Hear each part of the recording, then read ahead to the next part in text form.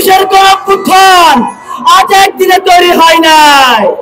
18 সাল থেকে যখন প্রেসিডেন্ট হাসিনার বিরুদ্ধে রাজপথে কেউ কথা বলার সাহস পেত না, কেউ স্লোগান দেওয়ার সাহস পেত না, সেই সময় অল্প সংখ্যক নেতাকর্মী নিয়ে প্রেসিডেন্ট হাসিনার বিরুদ্ধে রাজপথে আন্দোলন সংগ্রাম করেছিলেন বিপিনুর হক নূর।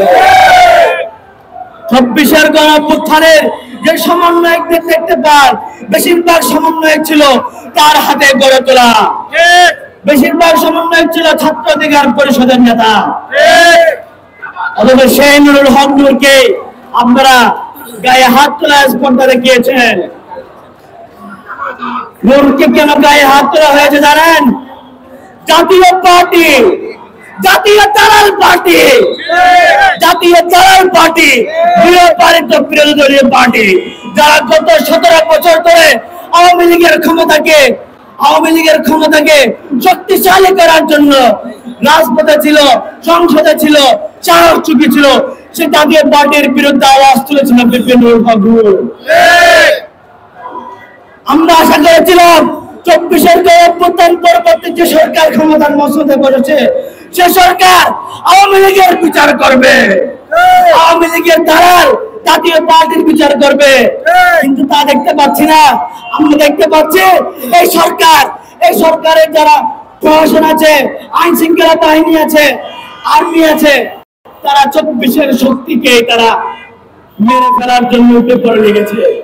গতকালকে যে ভিডিও আপনারা দেখেছেন, সেই ভিডিও দেখলে বোঝা যায় বিপিনুরকে হত্যার উদ্দেশ্যে হামলা করা হয়েছে। বিপিনুর একা নয়, বিপিনুরের সাথে সমগ্র বাংলাদেশ আছে। প্রত্যেকটা জুলাই যুদ্ধের পর যদি কেউ আক্রমণ করতে চায়, পুরো বাংলাদেশ তাদেরকে রুখে দিবে। আমরা তাদেরকে হুঁশিয়ার করে বলতে চাই যে যারা গতকালকে বিপিনুর উপর হামলা করেছে, সেনাবাহিনীর সদস্যরা যা হামলা করেছে, যদি এর বিচার না হয়, সেনা প্রধানের কার্যালয়ের প্রত্যেকটা ইট সমগ্র জুলাই যোদ্ধারা খুলে নিয়ে আসতে বাধ্য হবে। আমরা বলতে চাই, সামনে থেকে যদি আমার কোন জুলাই যোদ্ধার উপর আক্রমণ করার চেষ্টা করো, তাহলে এর ফলাফল ভালো হবে না।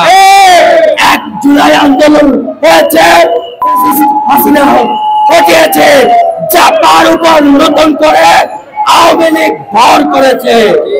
আমরা বলবো চাপাকেও নিষিদ্ধ করতে হবে। চাপা আওয়ামী লীগের সাথে ওতপ্রোতভাবে জড়িত।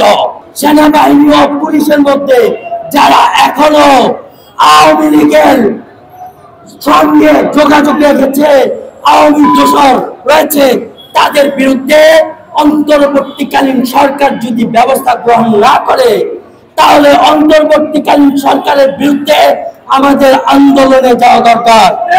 যে বাংলাদেশ আমরা চেয়েছিলাম, অন্তর্বর্তীকালীন সরকার, সে বাংলাদেশ আমাদেরকে দিতে ব্যর্থ হয়েছে।